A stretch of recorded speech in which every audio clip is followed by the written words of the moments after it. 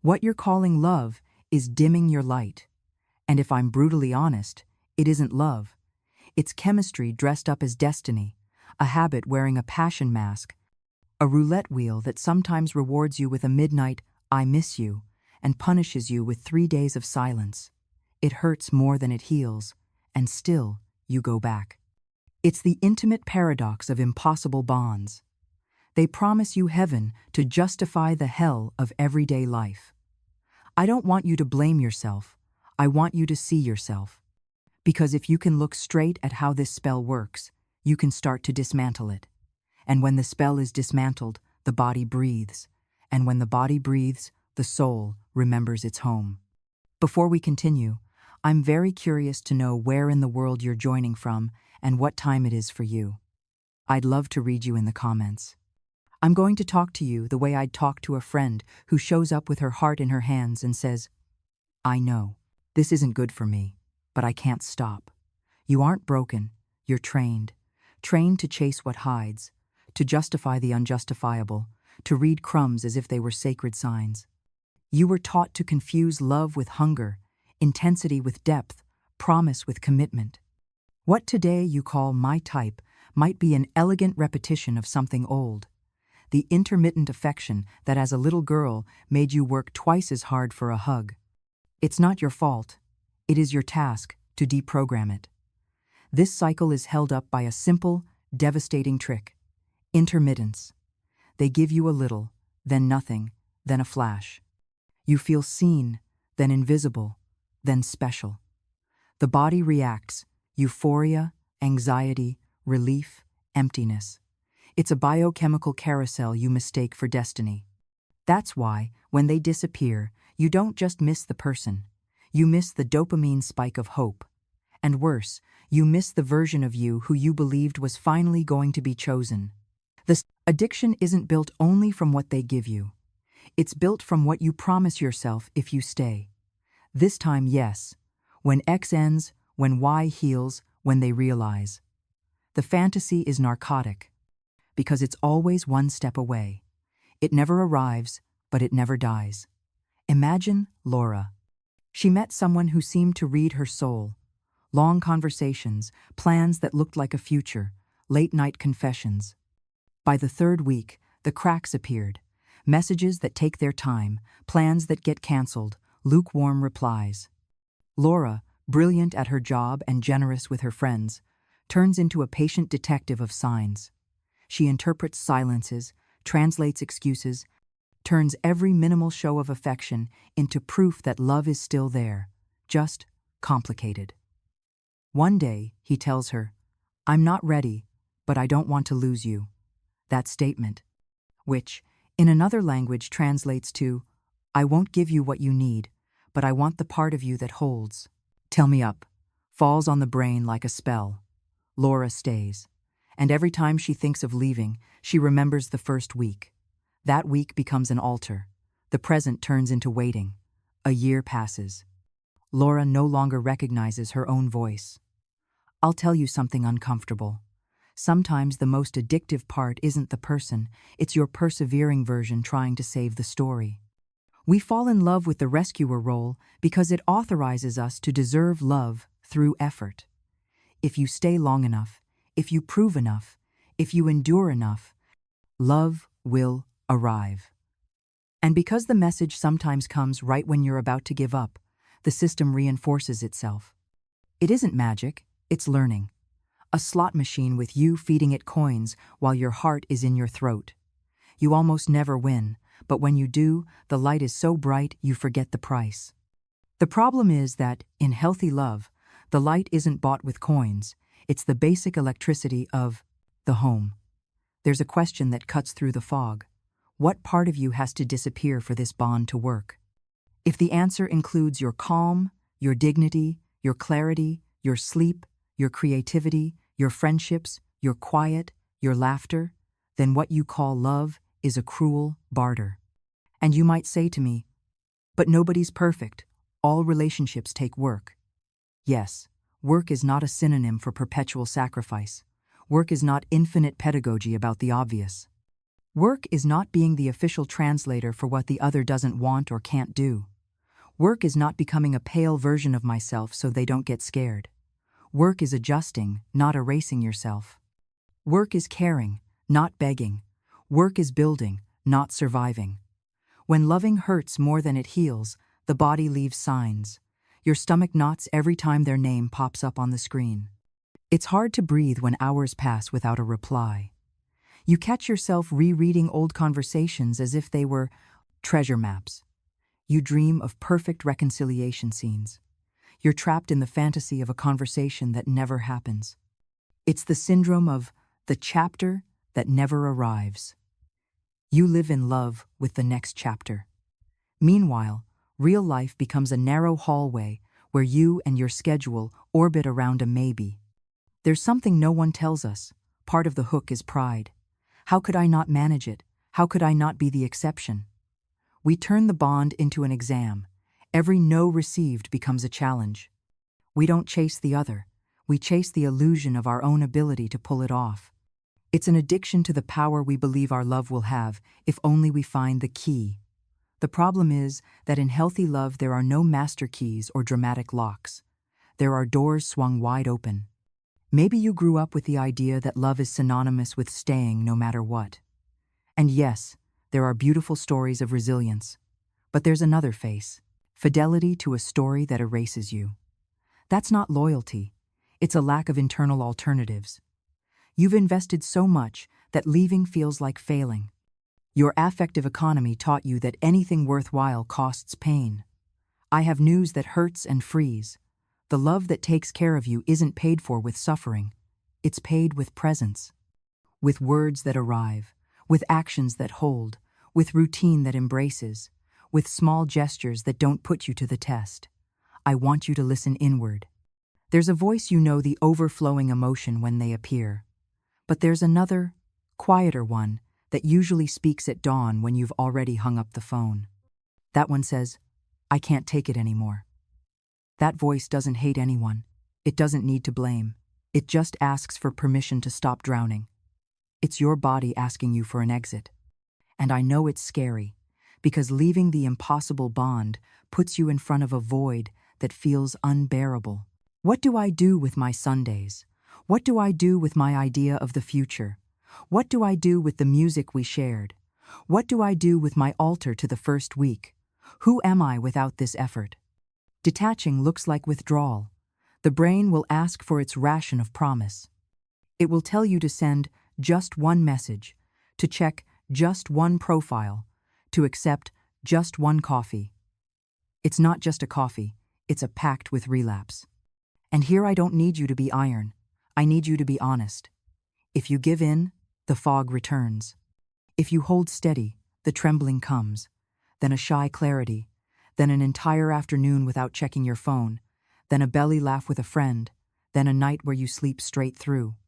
Peace doesn't sound like fireworks at first. It sounds like a fridge turned off.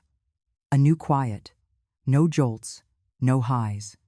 It will seem boring because you were used to translating adrenaline as passion. Give your system time to tell euphoria from well-being. Euphoria inflates and bursts. Well-being grows roots. There are days you'll miss with anger, others with tenderness. Others you'll blame yourself for remembering only the good. Let memory be a river, not a dam. Don't turn it into judge or God. Sometimes what hurts most isn't the other person, but the hope you upheld and now must let go. That grief is legitimate. You're mourning a version of the future that no longer exists. Allow yourself that intimate funeral. Write a letter you won't send. Tuck inside the perfect date that never happened. The honest conversation that never arrived. The promise of maybe later. Seal the envelope, put it in a drawer, or burn it, not for drama, for hygiene. You take responsibility for your own closure, and that's part of growing up. Let's talk about messages read between the lines, because the addiction to the impossible feeds on these creative decoders. They didn't answer because they're busy. They canceled because intensity overwhelms them.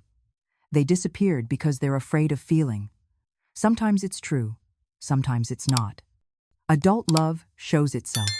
It shows up with continuity. It listens. It proposes. It sustains. It doesn't justify itself with poetry. It doesn't push you to live in maybe. It takes you out of that cage. It sits you at a table and says, I'm here. When that doesn't happen, your compassionate translation protects you in the short term from the frontal blow of reality, but condemns you in the long term to a logic that consumes you. If you need to justify everything in order to continue, you're no longer loving. You're managing a faith that charges you the tithe of your health. I know the argument that comes now, but they have wonderful qualities. Of course they do. No one gets hooked on a monster. We get hooked on someone with charm, spark, wounds that make us tender, stories that invite us to care. The problem isn't their light. The problem is their inconsistency, which leaves you without light. If a good person makes you live badly, they're not right for you. And if a wounded person doesn't want to or can't do their share of the work, it isn't your mission to become the nurse of their process while you postpone your own. Mature love doesn't outsource therapy. It accompanies, it doesn't replace. It supports, it doesn't rescue. Maybe now you're wondering whether beautiful love exists or if all of this is idealization. It exists, not perfect, not cinematic. Beautiful in human terms, someone you like, who admires who you are on a Tuesday, who wants to see you the next day, who tells you what they feel without you having to wrench it out, who cares for you when you're vulnerable, who brings you back to calm when a bad day scrambles you. Someone with whom problems are solved by talking and acting, not disappearing. Someone with whom your energy doesn't go into making it work, but into living. With whom your eyes don't shine from the roller coaster, but from the view of the valley where life is cooked. The road there isn't run, it's walked by stepping off the carousel. And for that, besides cutting the rope with the impossible, you'll have to come back to yourself. Coming back to yourself isn't a corny phrase, it's patient work. It means rebuilding habits that anxiety punished. Sleeping, eating, moving, creating, laughing. It means reclaiming spaces you had rented to waiting. Your desk, your bed, your Sunday afternoon. It means airing out your home, removing things that smell like the chapter that never arrives, opening the windows, changing the sheets like someone telling the body we no longer live in the emergency room. It means seeing friends again with whom you could be yourself without performing roles. It means choosing silences that don't scare you. It means getting a little bored so creativity can return. There will be relapses. Not in every case, but if they show up, don't turn into a judge. The addicted mind loves the all-or-nothing binary. If one day you check their profile, you didn't throw 3 months of work in the trash. You come back. You sit. You breathe. You remember what was at stake. Your dignity, your health, your capacity to choose. You rewrite your decision. You ask for support. You put your phone back on the table. You go for a walk. Your goal isn't to feel nothing. It's to sustain what you already know even when you feel. Wisdom weighs more than impulse if you anchor it in real acts. You'll also hear the voice that says, what if I exaggerated, if I'm dramatic, if I asked for too much? That thought is the flip side of gaslighting. Now you're doing it to yourself. Go back to the facts. Were you chosen consistently? Were your needs heard? Were your boundaries respected? Were there plans that were kept? Could you be yourself without fear? If the answer is no, then you didn't exaggerate. You registered. Clarity doesn't make you cruel. It makes you responsible. It's harder, but it's more dignified. Confusion strokes you on the outside while charging you on the inside. Sometimes they ask me, what if the impossible becomes possible when I leave? It can happen. Human beings change. But if you leave only so the other person will change, you're still trapped in the logic of, I do X to get Y. Leaving has value in itself because it stops the hemorrhage you're causing yourself. And if in the future the circumstances truly align, not promises, not flashes you'll see from another shore, with another backbone, with different courage. The today that's yours is to protect your oxygen. That isn't negotiable. I want you to give yourself a question before you sleep. What small gesture honored my life today?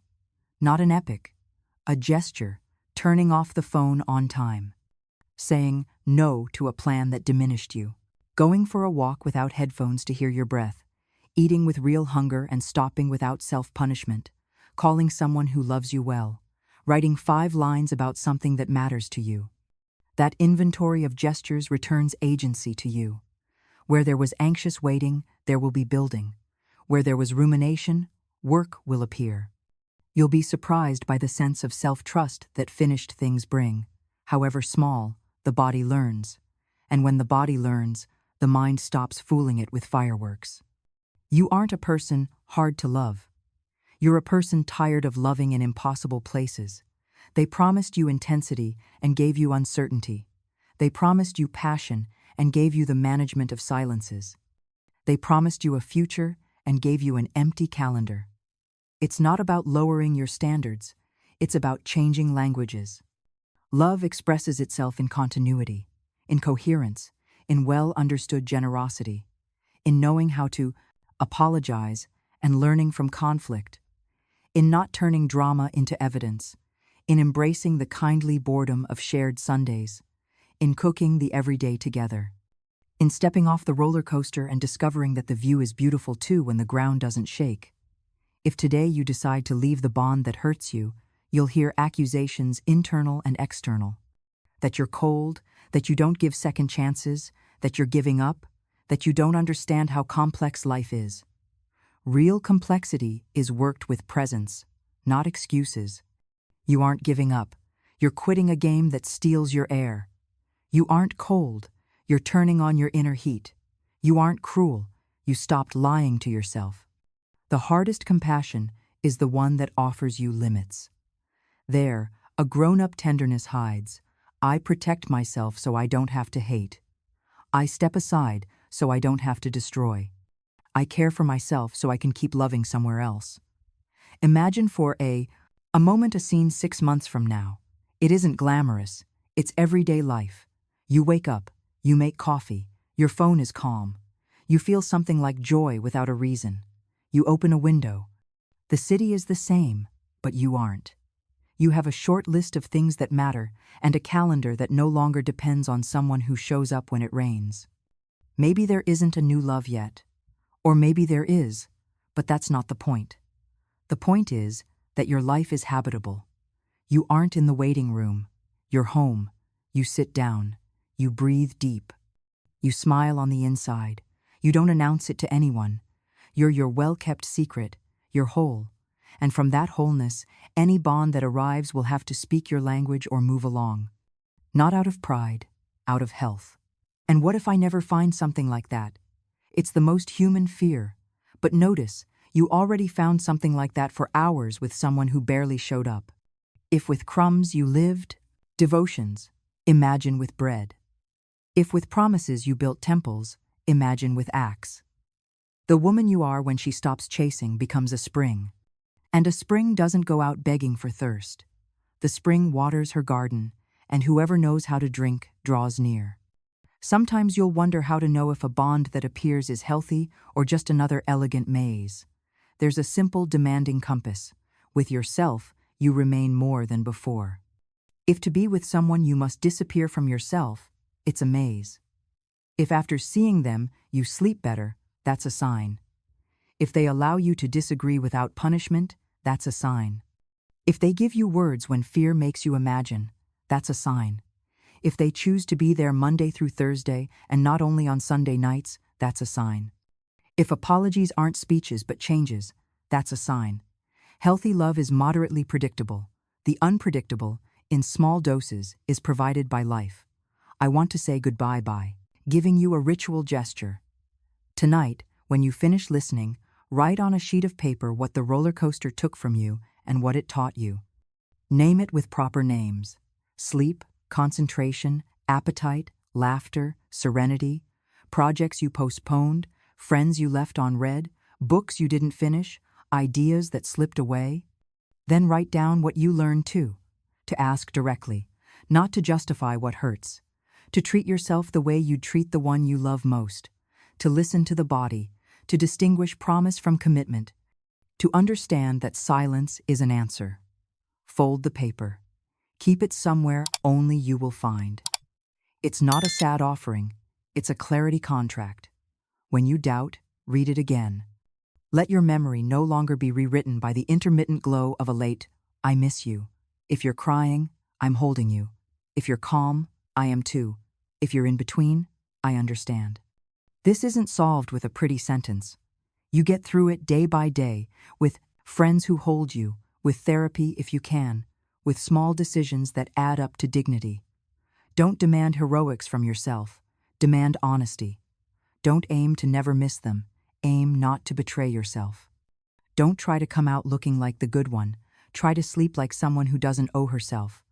And when some night the impulse asks you to write, rest it on the table, take yourself by the hand, and whisper very softly, like a spell that needs no witnesses, "I'm not denying you, I'm affirming me." Those 6 words are stronger than any forever you were promised. They give you back the key you once handed over, hopefully. With that key, the door of your life opens. Come in. It's your home. It doesn't hurt to breathe here. Here, loving heals more than it hurts. Here, at last, you can stay. And if one day someone knocks and speaks your language, invite them in. If not, let the house stay luminous. The most important love already lives inside.